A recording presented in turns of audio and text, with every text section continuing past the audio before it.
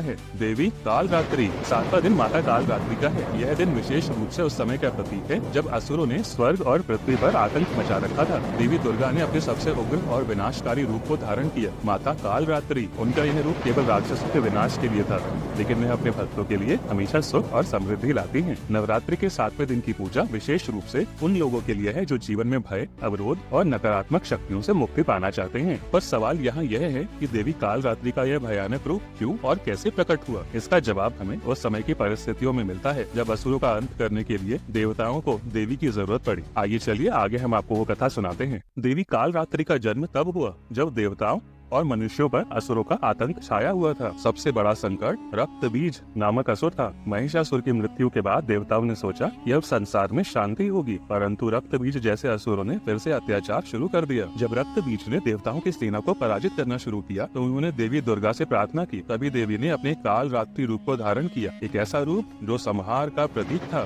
देवी का यह रूप इतना भयावह था कि सभी देवता और असुर उन्हें देखकर भयभीत हो गए। रक्तबीज एक साधारण असुर नहीं था, उसकी शक्तियाँ ब्रह्मा जी से मिले वरदान के कारण अत्यधिक थी। कहते हैं कि उसने हजारों वर्षों तक तपस्या की थी और ब्रह्मा जी को प्रसन्न किया। जब ब्रह्मा जी ने उसे वरदान दिया तो उसने मांगा कि अगर उसका खून धरती पर गिरेगा तो उसके रक्त की हर बूंद से एक नया रक्तबीज जन्म ले। यह वरदान उसे अमर जैसा बना देता था, क्योंकि हर बार उसे घायल करने पर उसका और अधिक शक्तिशाली स्वरूप उत्पन्न हो जाता था। इस वरदान के कारण रक्तबीज को पराजित करना असंभव हो गया था। रक्तबीज अपनी शक्ति का दुरुपयोग करने लगा। हर बार जब देवताओं ने उस पर हमला किया और वो घायल होता तो उसके खून की हर बूंद से एक नया रक्तबीज उत्पन्न हो जाता, जिससे उसका सामना करना असंभव हो गया। पहले देवी दुर्गा ने अन्य असुरों का संहार किया। जैसे जैसे रक्तबीज के साथी असुरों का अंत हो रहा था, उसने देवताओं पर और भी घातक हमले शुरू किए। युद्ध के दौरान देवी दुर्गा ने देखा कि उनका रक्तबीज पर किया हर बार उसे और अधिक शक्तिशाली बना रहा था। जब देवी दुर्गा की सेना ने रक्तबीज को रोकने की कोशिश की तो उसके खून की हर बूंद से नए रक्तबीज उत्पन्न हो गए। इससे देवी दुर्गा की सेना की हालत बिगड़ने लगी।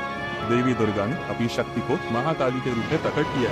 माता कालरात्रि का जन्म हुआ। देवी कालरात्रि और रक्तबीज के मध्य युद्ध एक महायुद्ध के समान था। माता कालरात्रि ने राक्षसों के बीच प्रवेश किया और उन्होंने अपना रौद्र रूप धारण किया, अपनी जिह्वा को फैलाया और जैसे ही रक्तबीज से खून बहा, देवी ने उसकी हर खून की बूंद को अपनी जिह्वा पर समाहित कर लिया, जिससे कोई भी नया रक्तबीज उत्पन्न नहीं हो सका। इस प्रकार देवी कालरात्रि ने राक्षस रक्तबीज का अंत कर दिया और इस विजय के साथ असुरों के विनाश का आरंभ शुरू हुआ। अंततः रक्तबीज का संहार हुआ और उसके साथ असुरों का आतंक भी समाप्त हो गया। यह था देवी कालरात्रि का महायुद्ध, एक ऐसा युद्ध जो केवल देवी के रौद्र रूप से ही संभव था। देवी कालरात्रि की पूजा में उपवास और ध्यान से हमें असीम शांति और साहस की प्राप्ति होती है। इस दिन विशेष रूप से देवी की आरती और दुर्गा सप्तशती का पाठ किया जाता है। जो भक्त सच्चे मन से माता की आराधना करते हैं वे जीवन के सभी भयों और संकटों से मुक्त हो जाते हैं। माता कालरात्रि के आशीर्वाद से नकारात्मक ऊर्जा का नाश होता है और घर में समृद्धि आती है। इस प्रकार नवरात्रि के 7वें दिन देवी कालरात्रि की पूजा से न केवल व्यक्ति अपने जीवन की सभी नकारात्मकताओं से मुक्त होता है, बल्कि आत्मिक शांति और अद्वितीय शक्ति की प्राप्ति भी कर सकता है। नवरात्रि के इस दिन उपवास और हवन करने से शत्रुओं का नाश होता है और जीवन में सकारात्मकता का संचार होता है। उपवास, हवन और पूजा करने से जीवन में शक्ति और स्थिरता आती है और साधक को अपनी आंतरिक शक्तियों का बोध होता है। अगर आपको ये कथा और देवी कालरात्रि की महिमा का वर्णन पसंद आया हो तो हमारे चैनल को जरूर सब्सक्राइब करें, वीडियो को लाइक करें और अपने दोस्तों के साथ शेयर करें ताकि वे भी देवी की इस अद्भुत महिमा से लाभान्वित हो सके। जय माता दी, जय माता कालरात्रि।